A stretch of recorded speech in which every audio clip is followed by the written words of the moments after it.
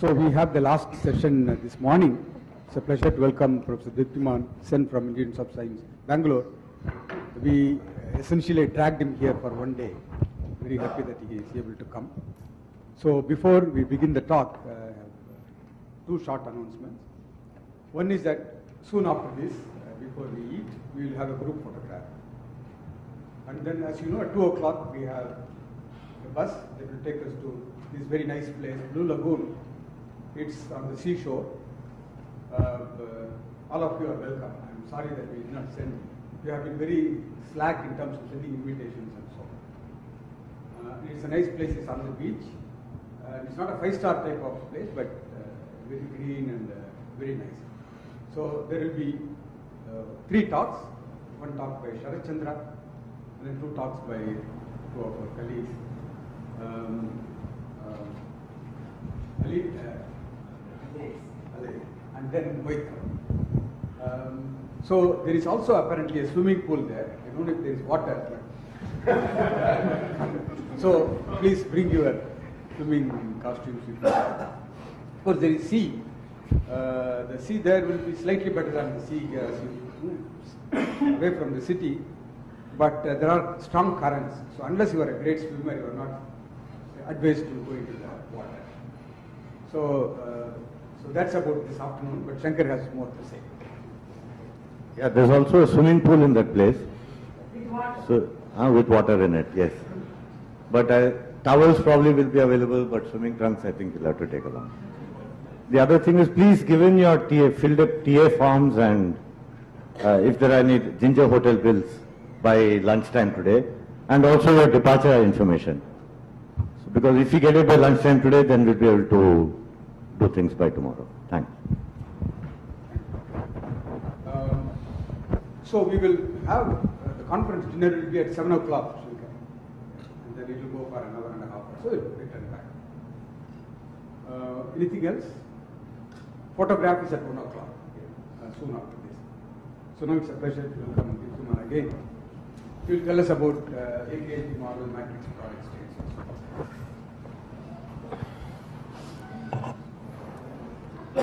Okay, so thank you for inviting me to give this talk.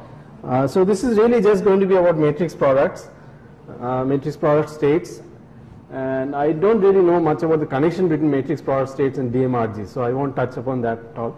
So this is just a basic introduction to matrix product states. So matrix product states essentially are wave functions or one-dimensional systems, let's say spin systems, which have the form of a product of lots of matrices. Okay, so one matrix for every unit cell.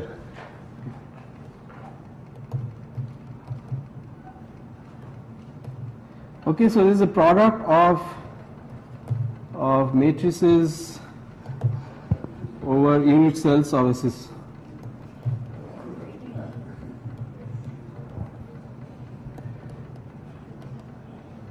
One-dimensional system. Everyone read my handwriting?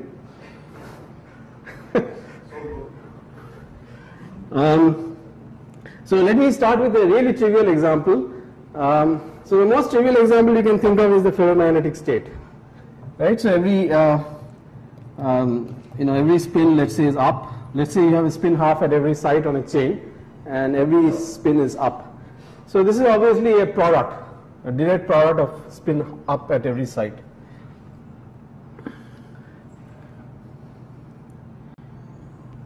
But this is a very trivial example because it just factorizes into products of states at every site. So let me jump now to a much more complicated example of matrix product state, and this is what the ground state of the AKLT model is. Okay, so let me talk about the AKLT model. Okay, so I'm actually going to spend about half an hour on this model because it's a very pretty model where the ground state can be written down exactly. Turns out to be a matrix product, and it's a spin 1 model. Okay, so it's very rare that a spin 1 chain in one dimension actually has an exact ground state. Okay, so here let me write down the Hamiltonian first. Let me write down the reference first. Okay, So this is a paper by Affleck, very famous paper, Affleck, Kennedy, Lieb, Tasaki. So they had a PRL, but a much longer paper which was in Communications of Math Physics. 115, 477, 1988. So the idea is the following, that you have spin once on a chain. So let's call them n, n plus 1, n plus 2 and so on. And you have spin once at every site.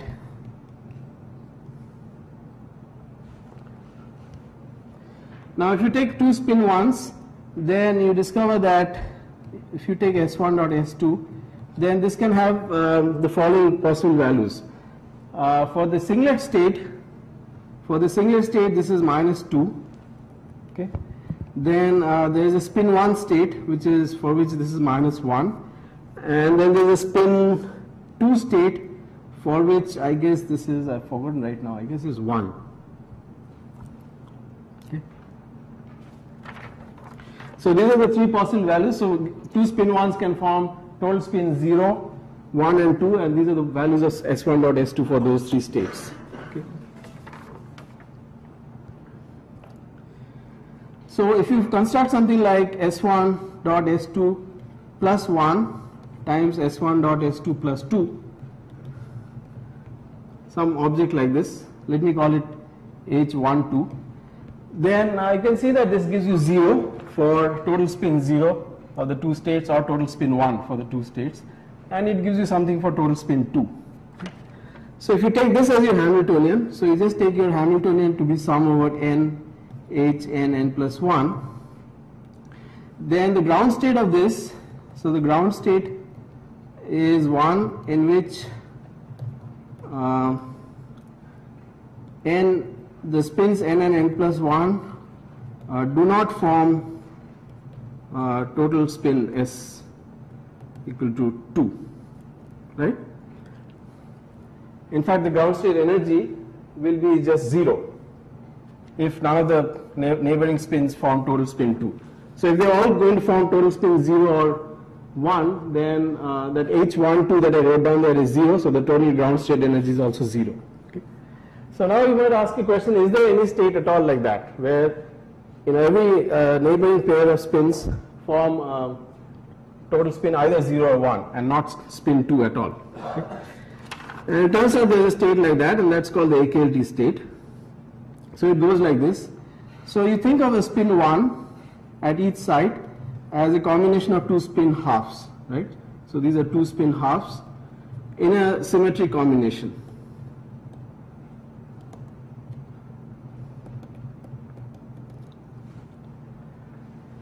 Okay. And then you do the following thing. So you have a spin 1 at all these different sites in a chain, n plus 1, these are the site labels. And you form singlets between a spin half at one site and a spin half at the next site. Okay? So a singlet between those two and a singlet between those two and so on.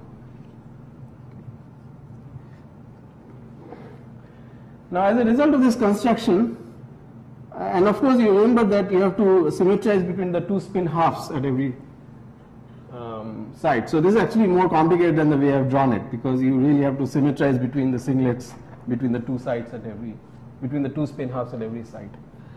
So if you just look at this part of this wave function, then one spin half at each of the sites have already formed a singlet, so you have one more spin half left over, and those two spin halves together can either form a singlet or a triplet, which means that these two spins at n and n plus 1 can either form total spin equal to 0 or 1.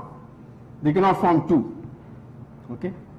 So that's the idea. So because you've already used up one of the spin halves at each side to form a singlet, whatever is left now cannot form a total spin 2. And so this state that I wrote down there, by just drawing the singlet lines, is by construction a state in which neighboring spins cannot form total spin 2. Okay, so this is the ground state of this Hamiltonian. Is that clear, or should I say something more about that? So now I'll tell you in more detail about why this can be written as a matrix product state. Yeah. We elaborate Yeah. how taking two spin, you get symmetric combination, spin one and Yeah. So I'll come to, just elaborate that. yeah. So I'll come to that actually. Yeah.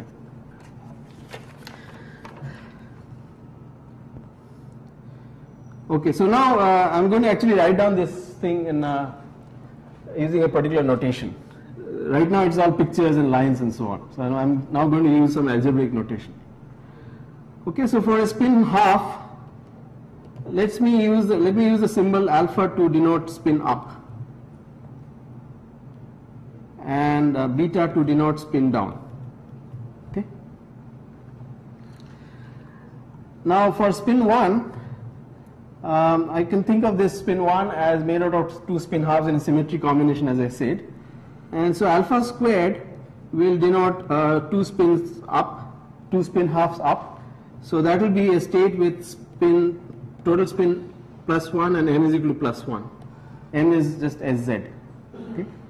Similarly, beta squared will be two spins down, and that will denote total spin equal to 1 and m equals minus 1. Okay, so that leaves us with the last state, which is m equal to 0. Now it turns out that there is a slight factor of root 2 that you have to worry about a little bit. So remember that if you use two spin halves in a symmetric combination, that's up down plus down up by root 2. Okay, so that's actually s equals 1, m equal to 0. But this is the same as alpha beta plus beta alpha by root 2. Okay, so that's m equal to 0, which means that alpha beta is actually equal to m equal to 0 by root 2. Okay, so here we have used the fact that at a given site there is no difference between alpha beta and beta alpha, they are the same state. Okay. Right, so to summarize this, alpha squared is equal to m equals 1, beta squared is equal to m equals minus 1, but alpha beta is equal to m equal to 0 by square root of 2. Okay.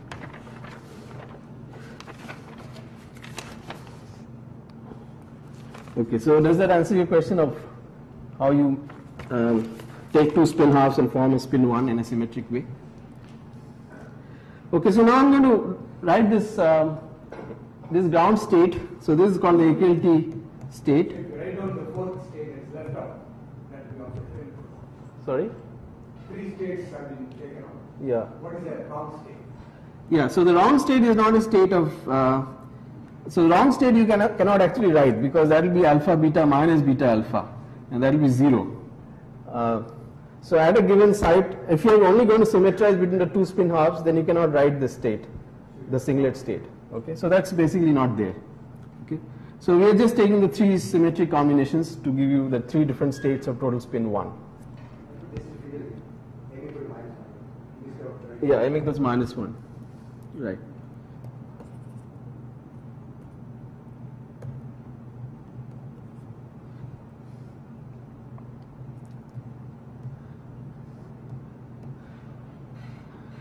Okay, so now we are going to write this down in this algebraic notation: n, n plus 1, n plus 2, and so on.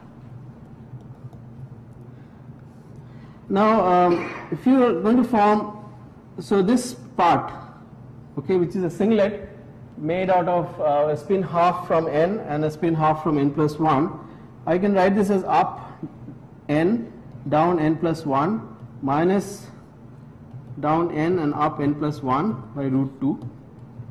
So that's alpha n beta n plus 1 minus beta n alpha n plus 1 by root 2. Okay. Then I can write it in the following way.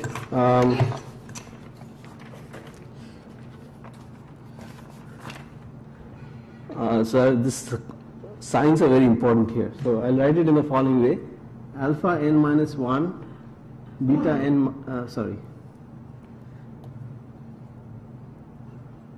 alpha n beta n beta n plus 1 minus alpha n plus 1. Okay. I'm ignoring the root 2 for the moment. We'll come back to the normalization in a little while. Okay, so is that fine? So that state alpha beta minus beta alpha, I can write it as this product of this row times this column. Okay, and the AKLT state is the product of this over all values of n. Right? So product of this times that and so on. Is that okay?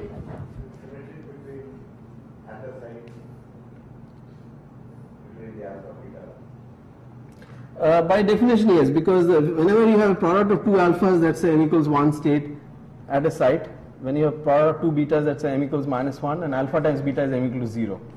Okay? So by definition, it's symmetric. So I hope this is clear that when you take this product over n, then it involves all the sites, and because every site will have both a row and a column, so every site will have one of the three states appearing, alpha squared or beta squared or alpha beta. It's an infinite chain. Okay, so right now I'm not worrying about the boundary conditions. So this is now actually a product of numbers as it stands, because a row times a column is a number. So what we have is a product of numbers at different sites. So this is not a product of matrices, this is a product of numbers. But you can convert this into a product of matrices by just replacing inner products by outer products. So I can just write this as, because this is an infinite chain, I can write this as beta n plus 1 minus alpha n plus 1 into alpha n plus 1 beta n plus 1. Right? So what I did is I just took this one and took the n plus 1th counterpart of that and put it on the right hand side. Right? Is that fine? And now this is a product of matrices, because this is equal to product over n, beta n plus 1, alpha n plus 1, beta squared n plus 1, minus alpha squared n plus 1, minus alpha n plus 1, beta n plus 1.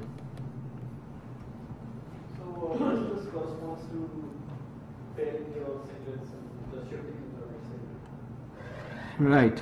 So what we have done is that this was a state we started with. This is one, and then this was another. So I now paired them up in a different way. I took these two together, okay, and that's a matrix, 2 by 2 matrix. Then I took these two together, that's a 2 by 2 matrix, and so on. Yeah. Right. So the thing that I wrote earlier with product of numbers is the same as what I've written here as product of matrices. Okay.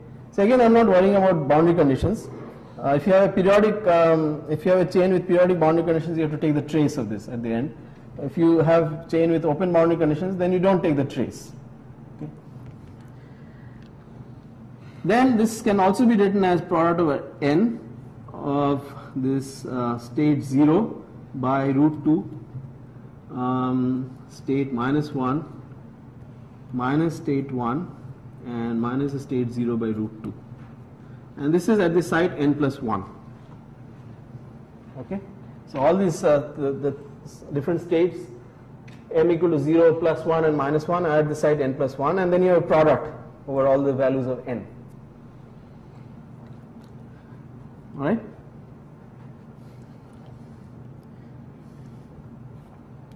So it turns out that the correct normalization is not exactly this. You get the correct normalization by multiplying throughout by square root of 2 by 3. So let me do that. So it turns out that the normalization you should really use is product over n. It turns out to be 0 by root 3, and it will be clear in a little while why we have to do this. Minus 1, then minus root 2 by 3, 1, and then minus 0 by root 3. And so I can write this as n or n plus 1, it doesn't matter because it's a product over all n's. Okay, so this is the matrix product form for the AKLT state. So next thing we have to know is how to do calculations with this state. Okay, so first thing we should figure out is how do we calculate the norm of this state.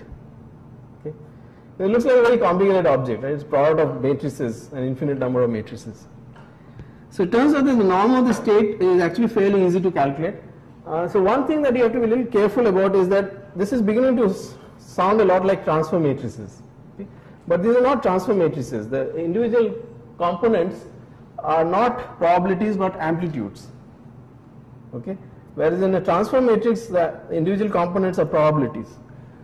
So to calculate things like norms or expectation values and all, you have to square these things in some sense. Okay? There are 3 index of in this. Okay, so that's right. So each one. So there is a site label in. Okay, that's one number, and then these are 2 by 2 matrices. So they have components A, B. In that sense, I guess there are 3 index objects.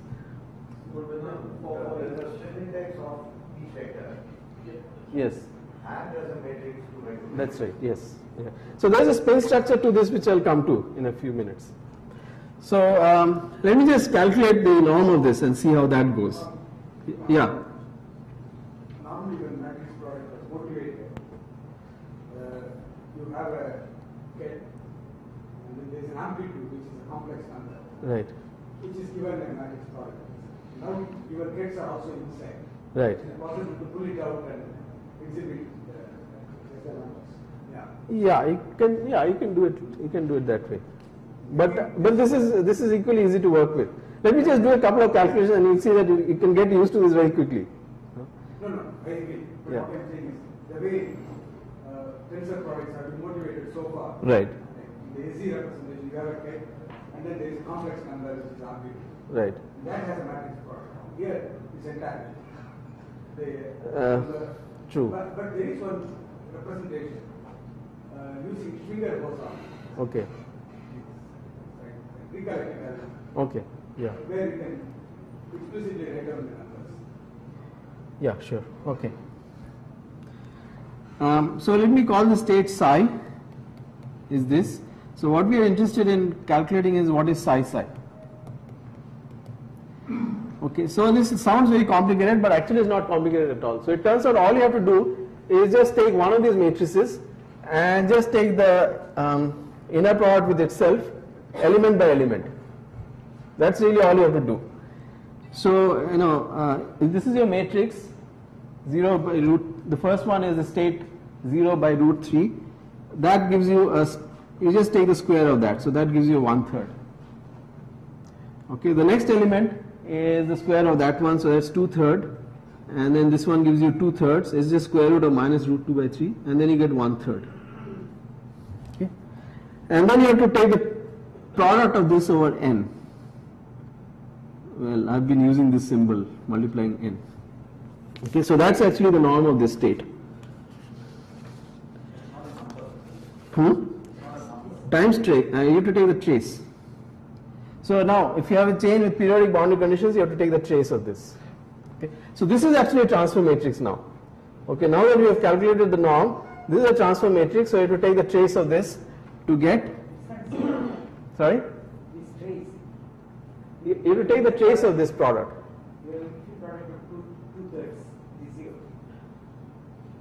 So that we come out. No, this is 1/3, 2/3, 2/3, 1/3. So the eigenvalues of this are 1 and minus 1/3. Right? The eigenvalues of this are 1 and minus 1/3. So if you take the trace of a large number of them, suppose that they are L sites. Okay? So then you have psi is equal to, when you take the trace, you get 1 to the power L plus minus 1/3 to the power L. Okay? And so in the limit of very large L goes to 1 as L goes to infinity. Okay? So it's correctly normalized in the limit L going to infinity, and that's the reason I put in those factors of square root of 3 and so on, so that it's normalized to 1. Okay? This is actually a transfer matrix. Transfer matrix is something that transfers the property of n plus 1 being up or down, given that the property of So this is the same interpretation. It tells you. This is only for the single factor. No, so this in fact tells you, so if you take any element that you get by multiplying all these matrices 1/3, 2/3, etc., if you take any one of those elements, that will be the probability of one particular state. Let's say 0 at site n, 1 at site n plus 1, minus 1 at site n minus 1. It will be the probability of one of those states.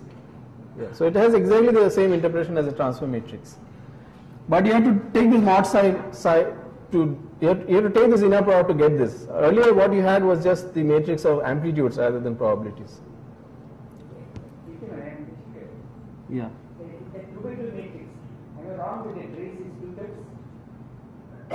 No, but this is the trace of a product of n of them. So let me rewrite this as follows. Let me rewrite this as follows. It's 1/3, 2/3, 2/3, 1/3 to the power L. But it's a tensor product. It's just a product of matrices. Maybe we can discuss this later. It's just a product of 2 by 2 matrices, L of them, and then you're taking the trace of that. It's a tensor product. It's just a product of 2 by 2 matrices. The product. So he's using non-conventional notation. He's using non-conventional notation. Oh.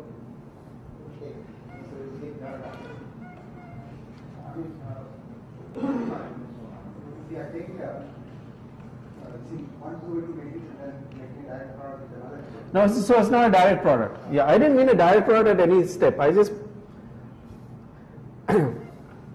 that symbol crossed with this thing is the LaTeX command for product.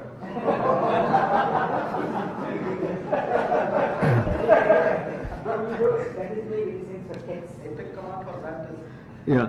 Okay. So let me go ahead and now try to let me calculate some. I mean, you know what I'm talking about. So let me now calculate some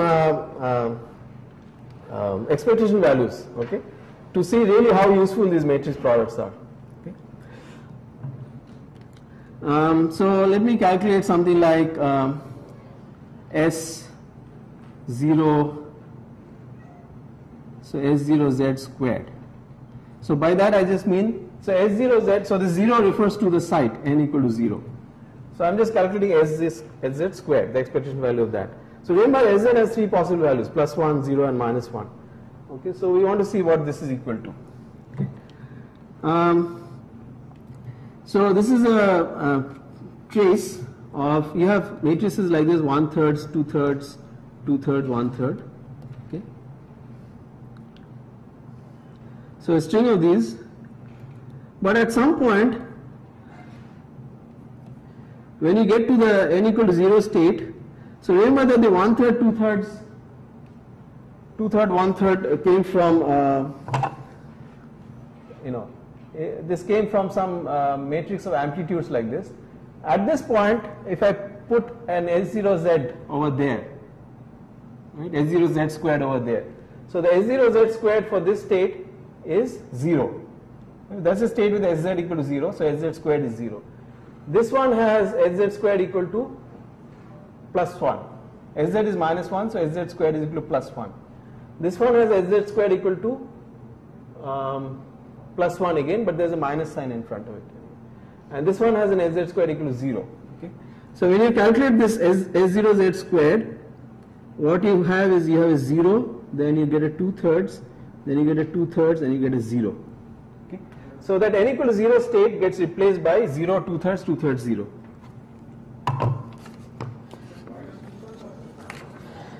No, it's +2/3 because there's a -2. So -√2/3. This thing you have to square to get the probability. So that's a 2/3, and then S0Z squared is a +1. Okay. So it's a +2/3 for the same reason that it's +2/3 in the norm. It's the square of that -√2/3.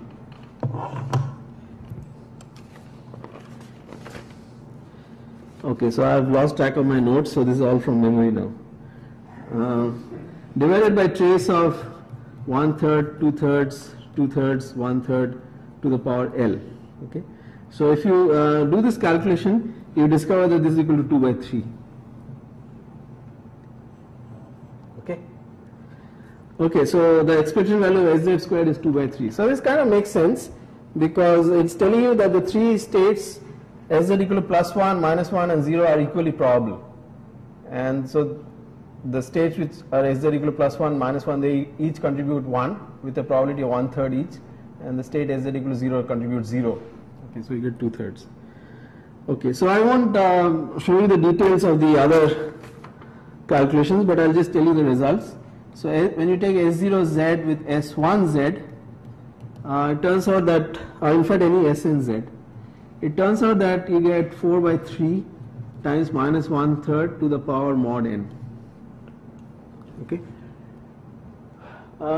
So this general structure actually is not very hard to anticipate. Remember that the two eigenvalues of the transfer matrix were 1 and minus 1/3.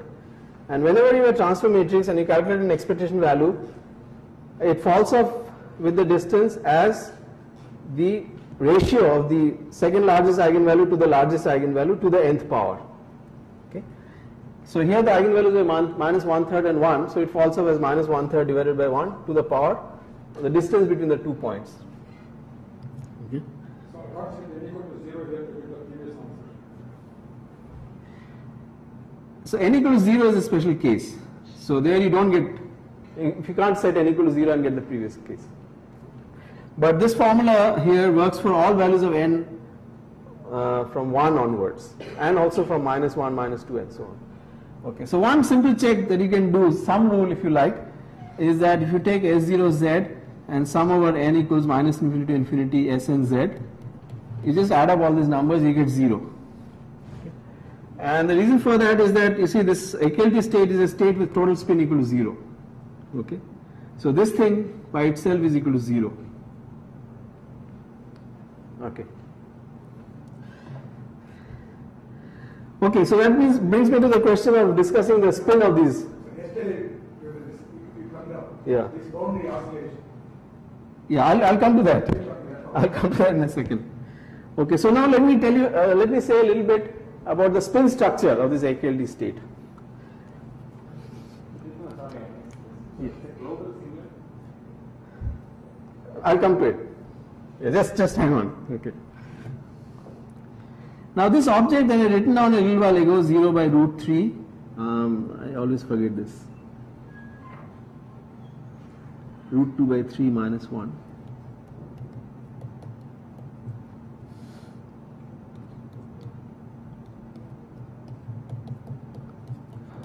So let me write it in the following form.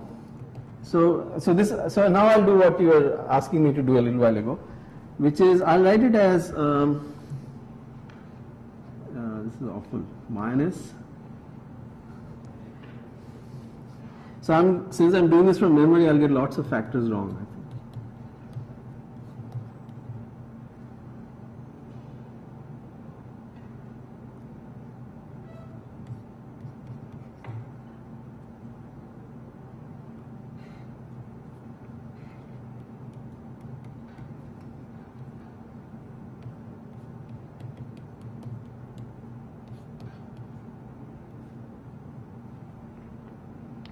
Sorry, minus 1 plus 1.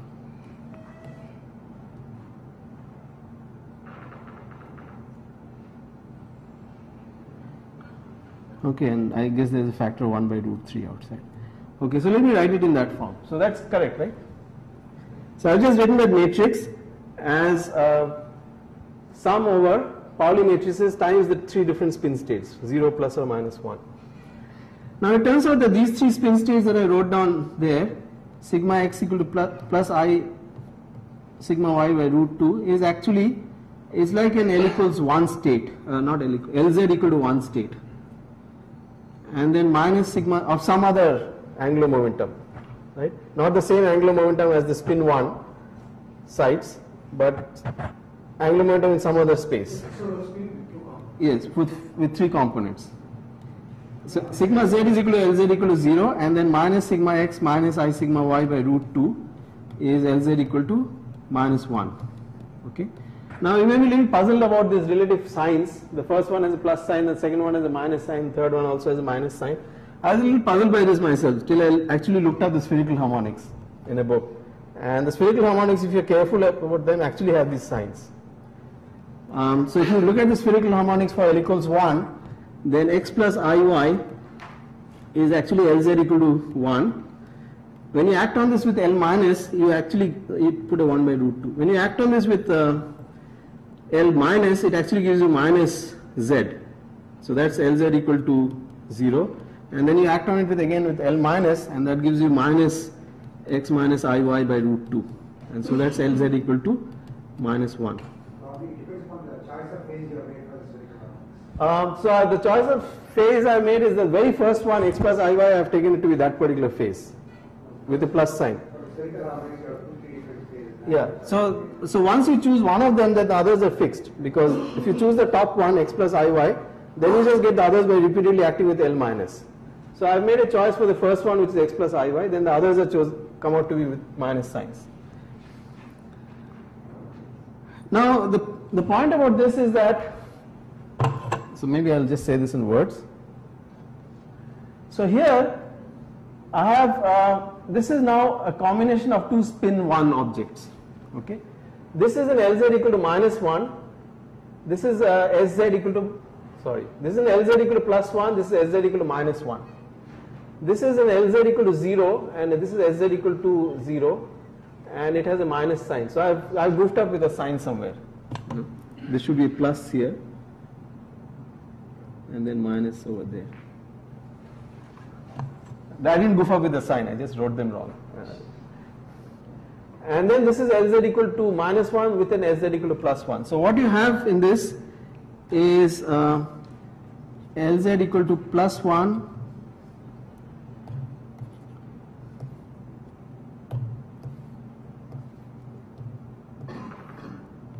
Sz equal to minus 1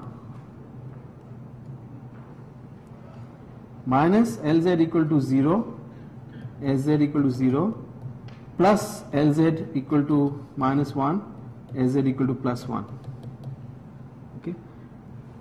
Okay, so that's what that combination is, the Pauli matrices times the 3 states of spin 1, and you recognize this object as a singlet made out of 2 spin 1s.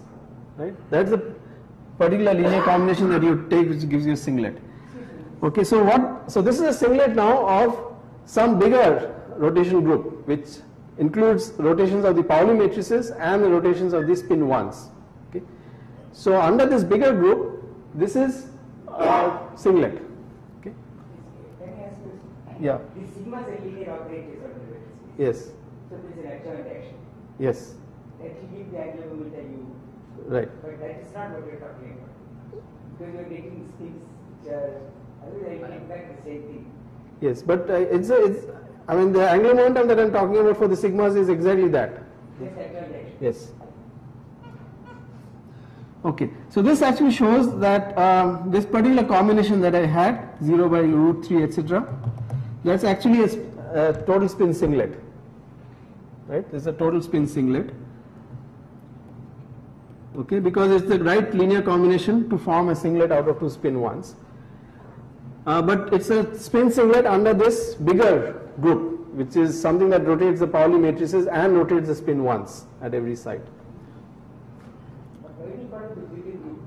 Because it involves both the Pauli matrices and the individual spins. Whereas the Pauli matrices are not physical spins, right? The Pauli matrices are just something that appear in the matrix product state. The physical spins are only the S equals 1s.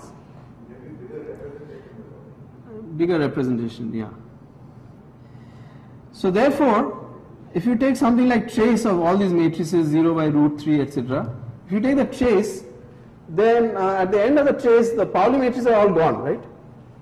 Because when you take the trace, you're tracing over the 2 by 2 matrices. So what you're left with is something which is a singlet only for the rotations of the spin 1s. Okay. If you didn't take the trace, then it would be a singlet under the product of the two groups, the Pauli matrices and the spin 1s. But once you have taken the trace, then the Pauli matrices are gone, so this is a singlet only for the spin 1s. Trace of this to the power L, sorry, this to the power L. This is the product of those L objects. Yeah, I wrote it in the previous one also. This is the matrix power state, the AKLT state. Okay. Okay, so this tells you that when you take the trace, so when you're using periodic boundary condition with L sites, then the state that you get is actually a singlet. The next thing you can ask is what will happen if you don't take the trace. suppose you have a chain with open boundary conditions. So you just have 0 by root 3 etc. to the power L, but you don't take a trace. Okay. So at the end of everything, you just get a 2 by 2 matrix, right? With some very complicated state here, lots of spins, lots of spins. Now this is a total, under the total group, you know, both the Pauli matrices and the spin ones, this is a singlet, but the Pauli matrices by themselves form a spin 1 representation that I just showed you a little while ago. Okay. So this is a singlet under everything, but the Pauli matrices by themselves form a spin 1 representation. So what is the representation that the spin 1s have to form? If the Pauli matrices form a spin 1 and the total thing is a spin 0, so the spin 1s have to form a spin 1 representation of their own. Okay. So that means the different combinations that you have here, these form a spin 1 representation of the spin 1s. Okay. Total spin 1 combination of the spin 1s. Okay, so that means that when you have an open chain, okay, and you don't take the trace, so trace is not taken, then these different states that you get, the states of spin 1s form a representation with total spin 1. So there are two spin halves. Yeah. So now going back to the original picture, as Bhaskaran is saying, if you go back to the original picture, if you have an open chain like that which just ends on the left and right, you have an extra spin half here and extra spin half left over there, and those two spin halves can either form a singlet or they can form a triplet. The singlet corresponds to taking the trace of that matrix product, and yeah, the triplet stage, the three of them, are what you get when you don't take the trace. Okay, so those are the 4 states that you have in a spin 1 chain with open boundary conditions. Yeah. So there's something misleading when you calculate the expectation value. Yeah. S naught, Sn, which are an arm rate oscillation, Yes. exponentially decaying. Right. Whereas here it looks as if that spin half is just localized at the boundary alone. In this picture, the unpaired moment. Yeah. No, it is localized at the boundary, but Magnetization oscillation. oh, I see.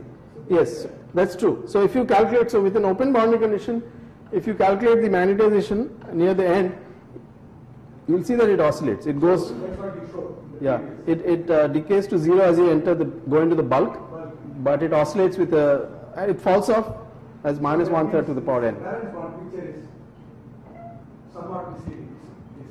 Yeah, you shouldn't read this as having a spin half right at the end. So it's Yeah. distributed over some. Right, yeah. You can also ask this question that, so in an open chain, you have a singlet state, one singlet state, which corresponds to the trace, and 3 triplet states where you don't take the trace. If the chain was infinitely long, these 2 states would be degenerate in energy. But if it's not infinitely long, then there's a breaking of the degeneracy. And the breaking of the degeneracy is proportional to 1/3 to the power L. So it falls off exponentially. The degeneracy, the energy splitting between the singlet and the triplet falls off exponentially with the system size. It also moves this alloy spin into the bulk by creating a double bond in one of them. Yes. Are these very higher energy or are they? I mean, these states, if I say put a double bond in the first extreme left thing. Like that. And then something like this? That's right. So then the hanging spin is in the bulk. Yeah. So it looks like a bulk excitation, but is it good in energy or? That I. Finite chain, is it in a linear combination of all these states? Is it outside? No, if you move, no, but if you move it very far into the bulk, then it will give you a very bad state. So suppose you do something like this, lots of them near the end, and then you have an AKLT state.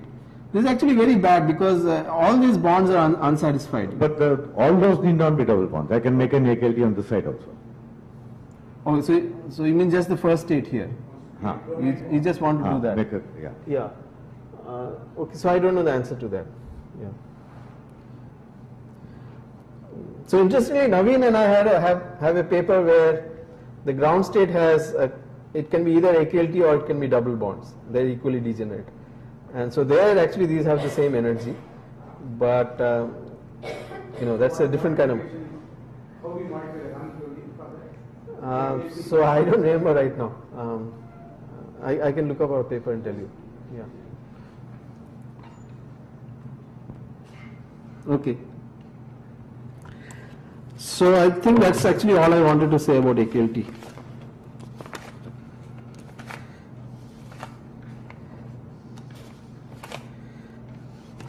You can also form, so AKLT, that state that I showed is the exact ground state of the system. The excited states are not exactly known for this, but you can form very good variational wave functions for the excited state. So the way you can form excited states is, so again I'm going to take an infinite chain and not worry about the end effects.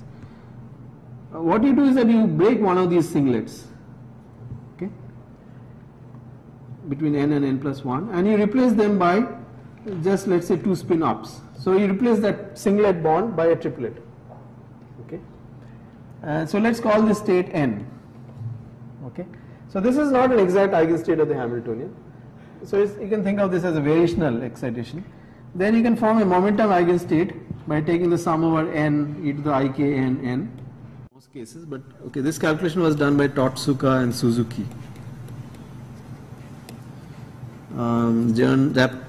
JPCM, Journal of Physics, Condensed Matter 7, 1639, 1995.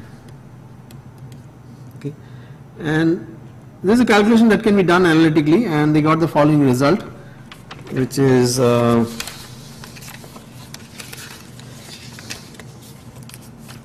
okay, here it is, 50 by 30 cos k divided by 27.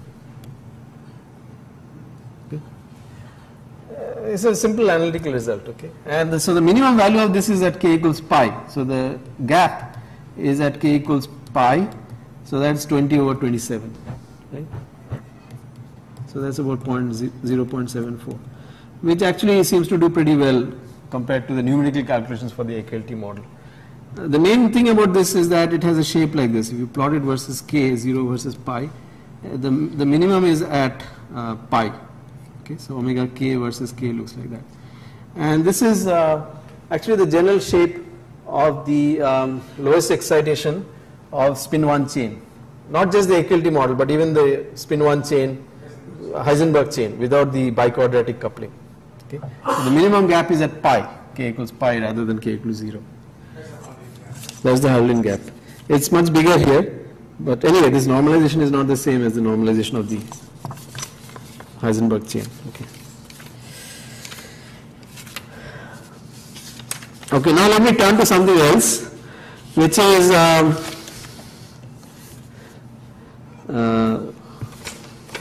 the question of whether matrix products, states, can possibly describe phase transitions. Okay, so this is actually a more recent paper. So this is by Wolf, Ortiz, Strate, and Sirac. So PRL 97 110403 2006. All right, 2006.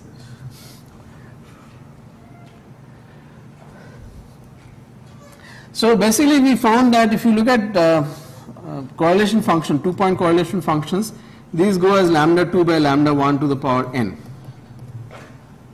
right, for n going to infinity, where lambda 2 and lambda 1 are the second largest and the largest eigenvalues of the transfer matrix. Okay. So just based on this, you see that matrix product states will always describe states where you have no long range order. Okay. The 2-point correlation falls off exponentially, unless lambda 2 happens to be exactly equal to lambda 1. Okay. So the exception is that if lambda 2 is equal to lambda 1 in magnitude, then this thing goes to a constant, n goes to infinity. So one thing that matrix product states can give you is this 2-point correlation going to a constant, but there is no way that it can give you a 2-point correlation which falls off as a power law. That's impossible. So either it falls off exponentially or it goes to a constant. It cannot fall off as a power law. Okay, so if you have matrix product states defining phase transition points, they'll be different from the generic quantum phase transition points where things fall off as a power law.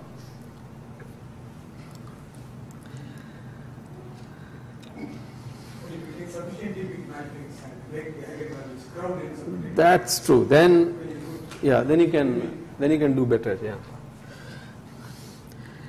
Okay, so this paper actually that I referred to, Wolf and others, it tells you a lot of things about getting quantum phase transitions from matrix product states, but they're different from normal phase transition points. This is one difference, that correlation functions at most can go to constant; they cannot fall off as a power law. The other thing that happens is that matrix product states, the energy typically is analytic in all the parameters. In fact, most of the time it's 0 by definition, because it's a projection onto some particular state. And so the ground state energy is typically 0, so that of course is an analytic function of all the parameters. And so you cannot get these things like, you know, cusps and peculiar power laws for the energy versus different parameters. Okay, so there are some differences between the phase transition points that you can get from matrix products and the. All matrix product states can be represented as projections. Yes, yes. So in fact, this paper actually makes that statement, and it refers back to some earlier papers where those are proved rigorously. Okay. Now the other interesting thing about this paper is that it teaches you a way of going back from a matrix product to a Hamiltonian. Okay, so given a matrix product state, you can find a Hamiltonian for which is the ground state. Okay, and that's a projector. Okay, so I'm going to demonstrate this. Okay, in one very simple case. So in APLP model, it's a projector which projects out. It projects out the total spin equal to 0 and 1 between. It projects out the total spin 2 between two neighbors. Okay, so I'm going to demonstrate this. That I'll take some particular matrix product state and then find the Hamiltonian for which is the ground state. Okay. So this is a model which is a spin half chain. Okay, and so these guys randomly cook up. Apparently randomly cook up. I'm sure they had some good motivation for this. A matrix product state like this, products. So since you don't like this cross with an O, let me write it as pi n, if that's better. Down, G times down, then up, up, at the site n, and then product of this. Okay, so it has just one single parameter G. So we're taking this as our state, okay, and now we're going to find the Hamiltonian for which this is the ground state. So first of all, G is some real parameter, anything from -infinity to +infinity.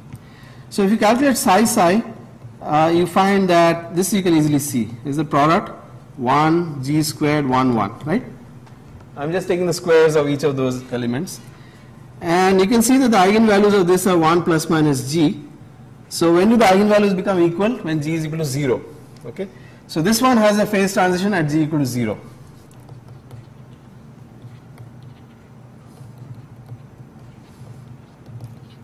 Okay. You say divergence will predict the state now 1 plus G.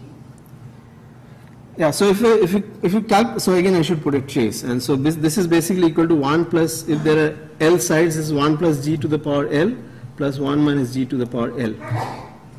G is larger than 1. It doesn't matter. I mean, so one of them will dominate. Depending on the sign of G, one of them will dominate. Yeah. So you just divide it by that. So to normalize it, you just divide it by the larger eigenvalue to the power L. I mean, I didn't claim that this is normalized correctly at the moment. The other thing is, so there are actually many reasons why they cooked up this particular matrix product. The other thing is that there is a matrix which inverts the two rows. Okay, so it turns out that there is a matrix which I think is X is equal to 0, G 1, 0, where X acting on this matrix. So I need to give this a name. Let me call it M. X M. It doesn't really help. So down G down up X inverse is equal to what? Shoot. Up G up down something like that. Okay. So basically this thing interchanges up with down. Okay. So the Hamiltonian that we are going to get after some calculation will have this symmetry. So it will have a Z2 symmetry. Okay. So just from the symmetry you can say that the Hamiltonian is going to have a Z2 symmetry where up and down are interchanged. That's the only symmetry it will have. It will not be completely rotationally invariant, but it will have the Z2 symmetry. Okay. Before getting to the Hamiltonian, you can calculate different expectation values in the same way that I showed you before. And here's an interesting expectation value.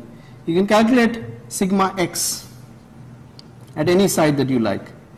And you get this funny result that it's 4g over 1 plus g squared if g is greater than or equal to 0, and it's 0 if g is less than or equal to 0.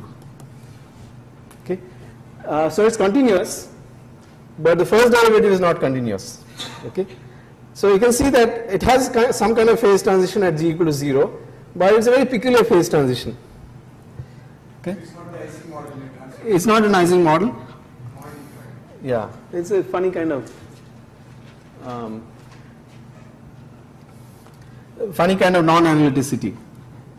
Whereas the Hamiltonian that we'll get, the energy for this state will be 0 for all values of g. So the energy itself will be completely analytic in g, but this is an expectation value of Sx of sigma x is not analytic in g, as you can see. Okay, so now let's try to derive the Hamiltonian. So what you do, so the way you derive the Hamiltonian is you take 3 sites. So this Hamiltonian is going to have 3 site interactions. Okay. So, so down G down up at site n minus 1, down G down up at site n, and then down G down up at site n plus 1. Okay. Now this here I really need my notes. Okay.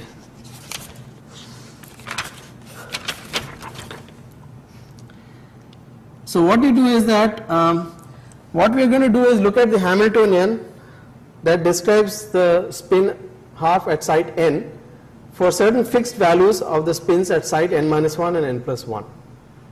Okay. So you will find that spin up at n minus 1 times spin up at n plus 1 comes with a state, it comes multiplied by a state which is G down plus up at site n.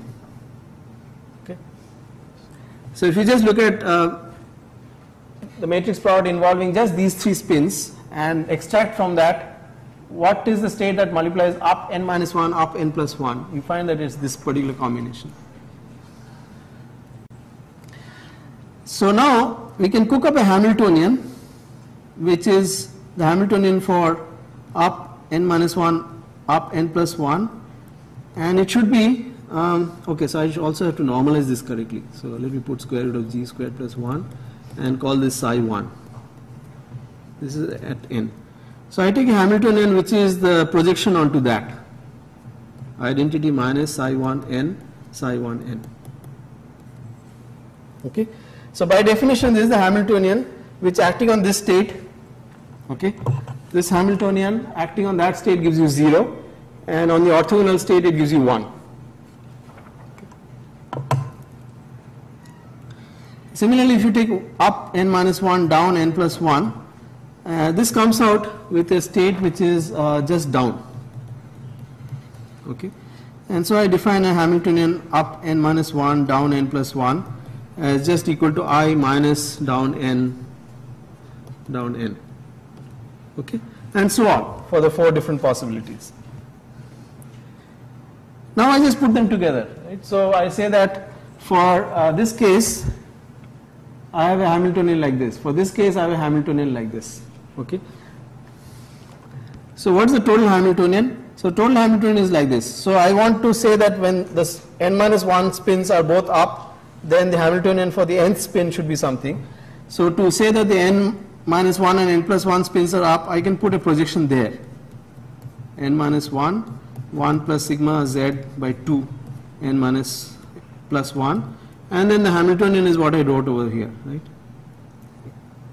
H, n minus 1 up, n plus 1 up, right? Then when the n minus 1 spin is up and the n plus 1 spin is down, then I have the next Hamiltonian, which is h n minus 1 up, n plus 1 down, okay? And then there are 2 more terms. Okay. So that's an explicit construction of a Hamiltonian which describes a spin at site n given the spins at the 2 neighboring sites. So you add up these and then you sum this over all the sites of the chain, right? And that gives you the total Hamiltonian. Okay, so here's the net result of everything. You discover that the final Hamiltonian is 1 over 4 1 plus g squared. It's actually a very straightforward calculation once you get this idea. G minus 1 squared sigma I sigma n minus 1 z sigma n x sigma n plus 1 z plus 2 g squared minus 1 sigma n z sigma n plus 1 z minus 1 plus g squared sigma n x plus twice 1 plus g squared. So that's the Hamiltonian, for which that state given earlier, this matrix product state, is the ground state. Yeah. Since this, what you have started with just a 2x2 matrix, Yeah. write down an arbitrary with a few more parameters. Right. And invert that. Right.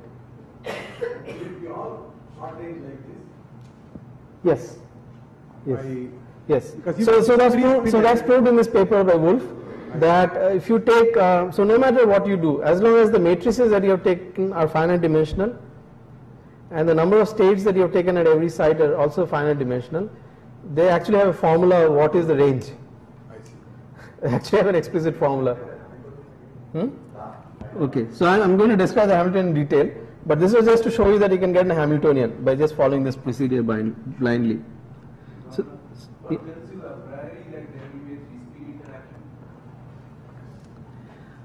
that's sort of expected because of the construction, because what we have done is that we have said that suppose the spins at n minus 1 and n plus 1 or something, then the Hamiltonian for the spin in between is something.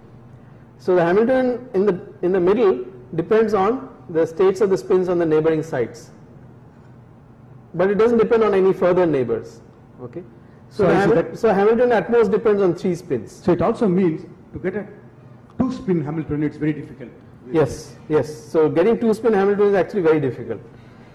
Typically you'll get 3-spin Hamiltonians. Okay, so now let's stare at this Hamiltonian. So it's actually a very peculiar Hamiltonian. It has a sort of Ising kind of interaction ZZ,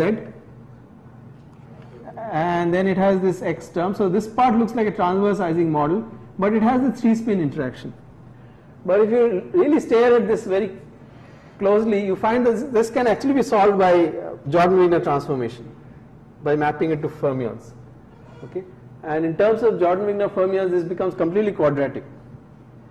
So this is actually a model where not just the ground state but all the excited states can be found exactly. Okay, but that's something that matrix product states generally are not free fermions. Free fermions with some peculiar dispersion. With some dispersion which you can calculate exactly. Okay, so that's the situation. Yes, the critical point is g equal to 0, so that you can actually see more explicitly. Okay, so this I'm not sure they expected, and they don't even mention this in their paper, that this can be solved exactly by Jordan-Wigner, because I think that would have taken away all the glory from the matrix product part of their Yes, with the 3-spin term, because it has this particular structure with ZZ at the two ends and an X in the middle. So no two-body interaction, just one body. That's what you're saying. The fermions have no two-body interaction. So in terms of fermions, it will be purely quadratic. That's remarkable. Yeah.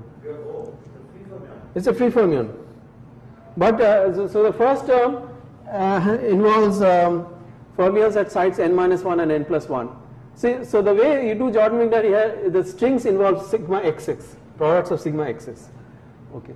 So this is so this is so that goes away. The string goes away. So this one involves a interaction between fermion at n-1 and n+1. This involves fermions at neighboring sites. This involves a fermion chemical potential at the same site.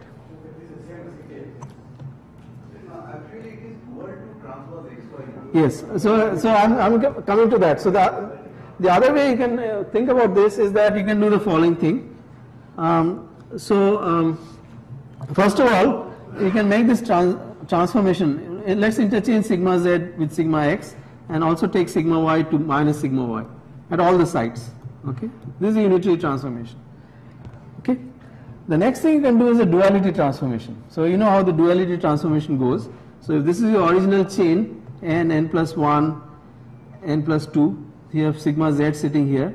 The dual lattice sits on the midpoints n+12, n+3 halves, and the tau z. So the tau z at n+12 is sigma z n, sigma z n+1. Okay, so you can define a dual model like this. In terms of the dual model, it turns out to be a really simple model. Okay, and that also they don't say. So it looks like the following: minus 1 by 4 1 plus g squared, sum over n, 1 plus g squared, tau x n plus 1, plus 1 minus g squared, tau. Actually they do say this, but it's sort of just a few lines in the paper, plus twice 1 minus g squared tau z n, minus twice 1 plus g squared. Okay, so basically it's a xy model in a transverse field. Okay, so now it just looks like xy interactions, nearest neighbor, yy interaction nearest neighbor, and then a tau z. Okay, so this you can believe is exactly solvable by Jordan-Wigner transformation. By the way, this last factor comes in exactly this way, so that the ground state energy of this is 0 for all values of g. So you can see, I should have gone back and told you this previous Hamiltonian has this Z2 symmetry that I told you about. It has a Z2 symmetry which is sigma z going to minus sigma z at every place.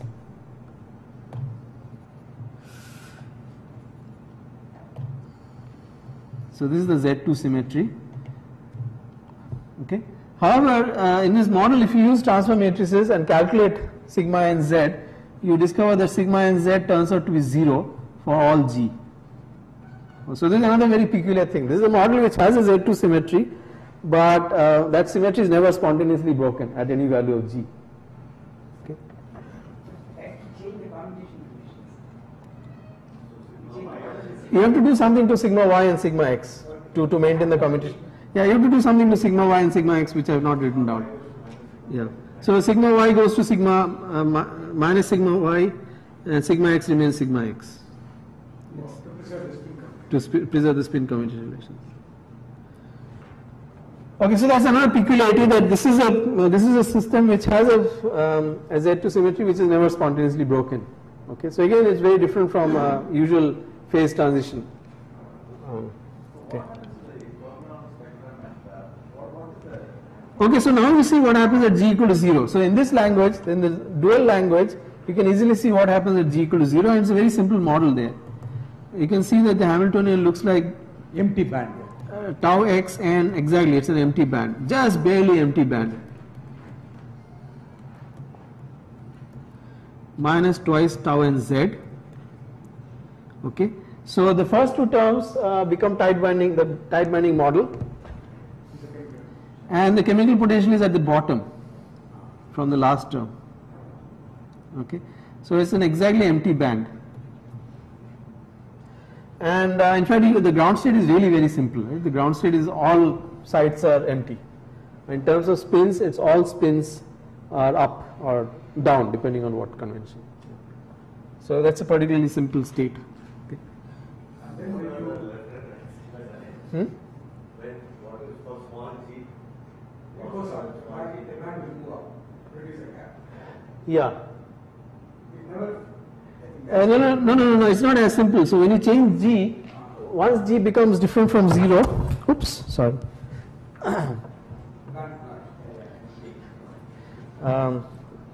No, this I'll fix in a second. It's over here. Yeah, it was over here, right?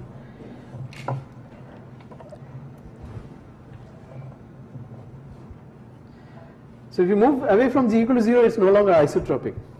But in terms of Fermi answer, where it becomes gap.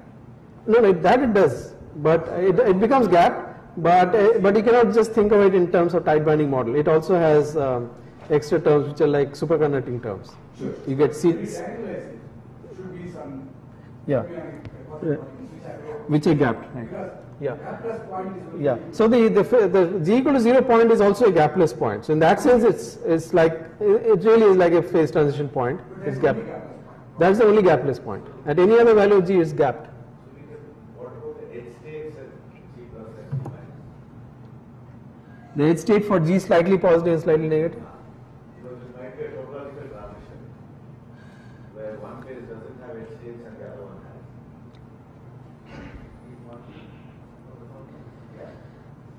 That okay. Like on the extent hopping.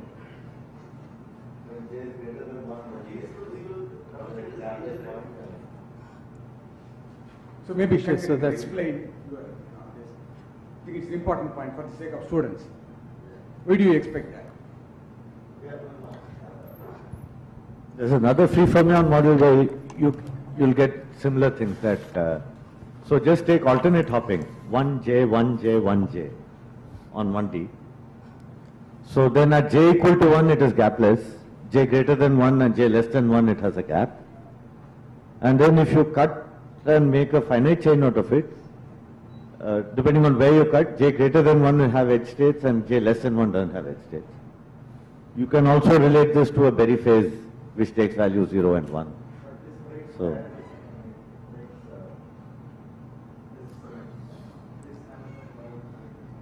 no, but that's, Lying with g equal to 0 as a critical point. Right. So Shankar is making some statement with left and right.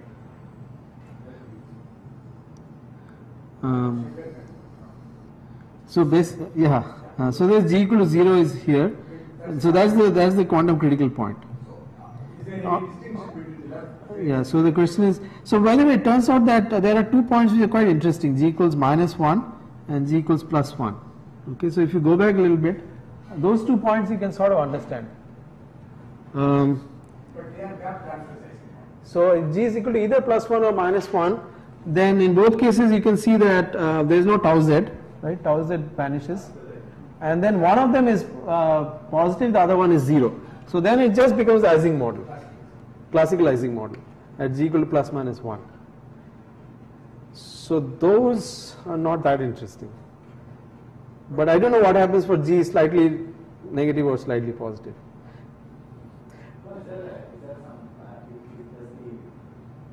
Does it become some finite binding or something to the fermion wave functions? Yeah, the band structure you're asking, whether there's a topological invariant for the band structure. Okay, so I don't know. I have not thought about that actually. Probably not, because very edges and goes away. Yeah. Because it's inversion symmetry. It's not very symmetric. So one thing I do know is that the gap. So when you go away from g equal to 0, the gap is there at only one point in k space. It's not at 2 points. So the gap is there only at k equals 0 or pi. I think it depends. So for g positive, it's at k equal to 0, and g negative is k equals pi, or the other way. But in either case, the gap is there only at. Okay, so what I'm saying is that if you look at the quasi-particles, then so g equals 0, it looks like a thing like that. Okay, k versus omega k, and for g equals -1. So here I'm guessing, I think the gap is like that, k equal to 0, and on this side the gap is like this. Pi. I don't know if that helps. Because pi also is only one, pi and minus pi are identified. Yeah, pi and minus pi are identified. So the minimum is probably continues to be at one point. Actually, I don't think there's any difference. No, now that I think about it, there's no difference between plus g and minus g, because if you just change the sign of j, that just interchanges these two terms. So there's no real big difference in their nature, right? It's not that one, I don't think it's possible that one of them can be topological, the other is not topological, because they look exactly the same. It's just an interchange between tau x and tau y.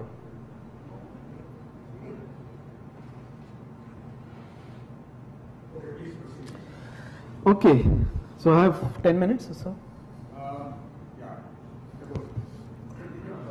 Yeah. If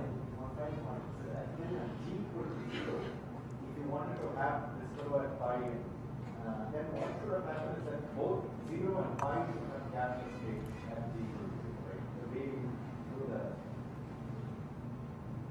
Then the g equal to 0. Oh, I see what you're saying.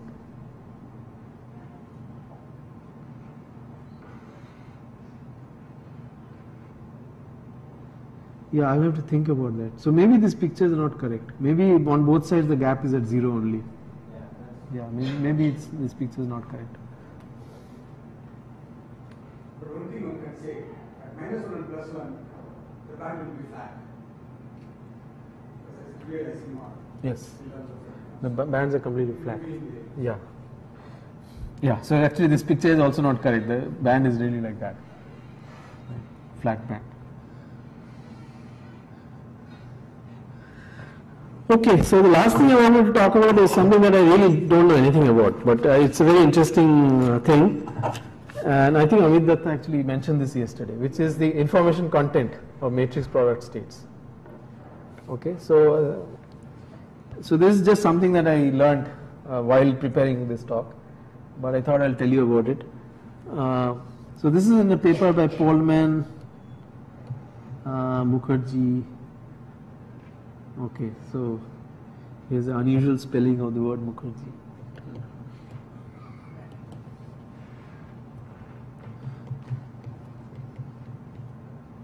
Subrata.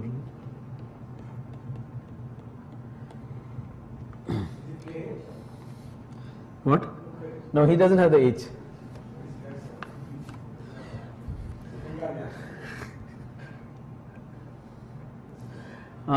So what they do is they study one-dimensional system, let's say spin systems in one dimension, and what they studied is suppose you describe them by matrix product states, then as you make the matrix bigger and bigger, surely it will carry more and more information, but they wanted to quantify that. So can you say how much more information the matrix carries as you increase its dimensionality? So they proved the following, that so suppose there is there's a single parameter g and there's a critical point gc, and this is a conventional quantum critical point of the usual type. So the correlation length blows up as you approach gc. Okay, so there's a correlation length which blows up as g minus gc to some power minus nu. Now what you can do is that you can sit exactly at g equal to gc at the critical point and use matrix product description for the ground state. Okay, so you're sitting exactly at the critical point and with matrices of dimension chi. With dimension, so these are chi cross chi matrices. That looks terrible, doesn't it? Chi cross chi. Now this is a critical point, so correlation length is infinity. So for any finite chi, of course you will not describe the ground state exactly. but you might hope that as you increase chi, then you get more and more accurate descriptions of the ground state. On the other hand, if G is not equal to Gc, there is a correlation length. So there is a correlation length which is xi, which is finite, but it blows up as you approach Gc.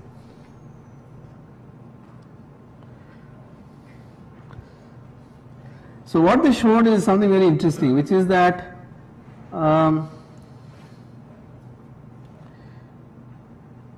so these two systems, okay, so the critical system with a matrix product description with chi-dimensional matrices, and a non-critical system with a correlation length xi carry the same information. Okay. So what by same information I mean you calculate the entanglement entropy, for example. So you divide the system into two parts, calculate the entanglement entropy of one part after you've got the reduced density matrix by tracing out the other part. And there are other things, not just the entanglement entropy, which is a single number. They also looked at the actual distribution of eigenvalues of the reduced density matrix. Those distributions also become identical, provided that the correlation length xi and the dimension of the matrix chi they scale with each other in some sense, in some way. Okay, so these two systems carry the same information if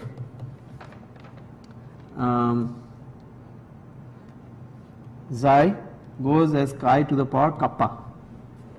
The notation is not mine; it's their notation. So I'm very sorry if all the symbols look the same.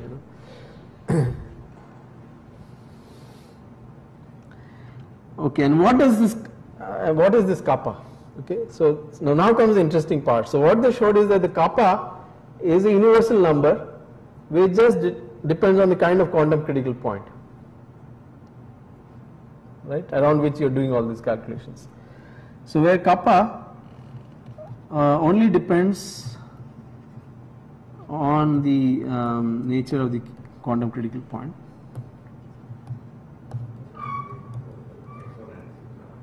Right. So in fact, it only depends on. So this quantum critical point, let's assume that is described by a conformal field theory with some central charge C. You said before that you will always get a quantum critical point which is trivial, long range order exponentially beginning. No. So the quantum critical point I'm talking about now is not the matrix plot kind of quantum critical point. This is a conventional quantum critical point. Conventional. Yeah, this paper talks about a conventional quantum critical point, but the matrix plot only comes in as a way of approximating the ground state of it at the critical point. So I'll give you examples of the kinds of systems that they study, and you'll see the conventional quantum critical points. Okay, so only depends on the nature of the quantum critical point. In fact, it only needs one piece of information about the quantum critical point, in particular the central charge. The central charge C. Okay, so the assumption is that this quantum critical point is described by a conformal field theory.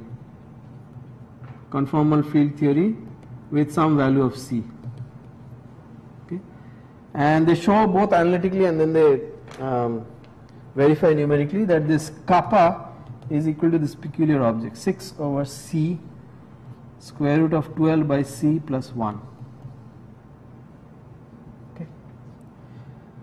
Okay, and then they confirm this numerically by looking at several examples. So the examples they looked at are they looked at three different examples. So one is the transverse Ising model. So sigma ix, sigma I plus 1x plus g sigma I z.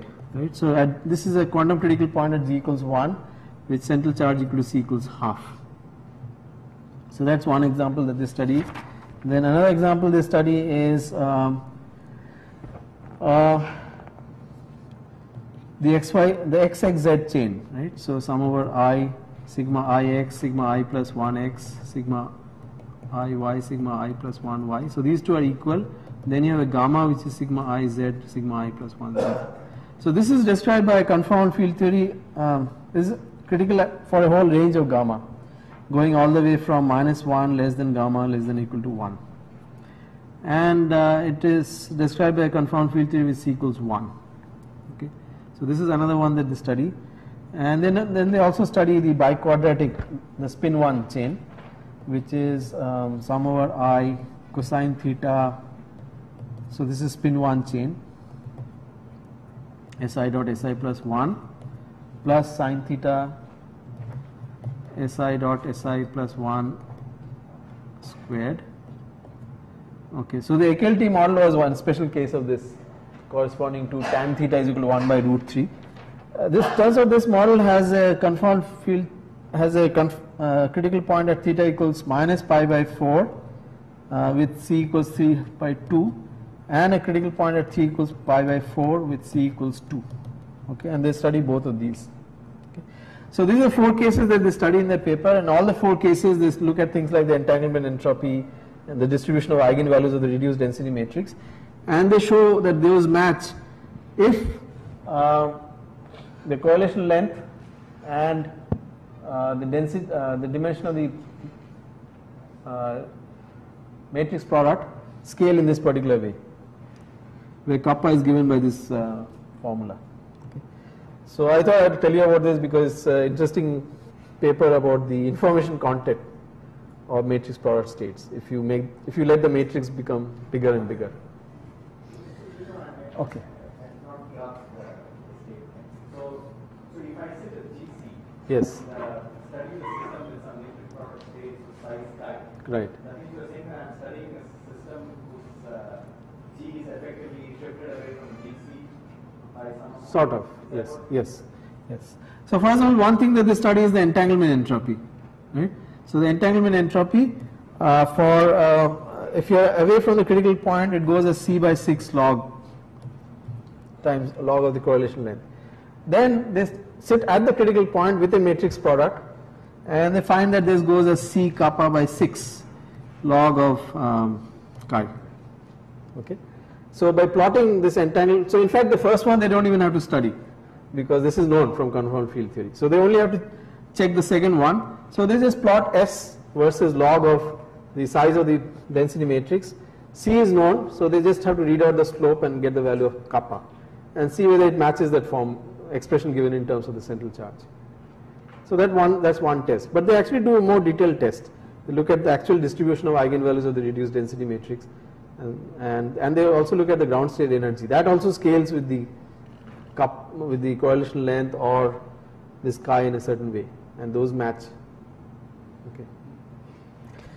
Okay. Thank you.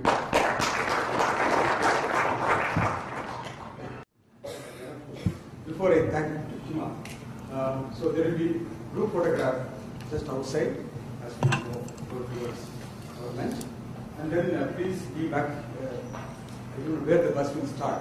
It will tell you. Sharp at 2 o'clock, the bus will take us to Blue Lagoon. So all of you are welcome. Please come and bring your swimsuits and also join us for dinner. Thank you. So we thank Kima once again.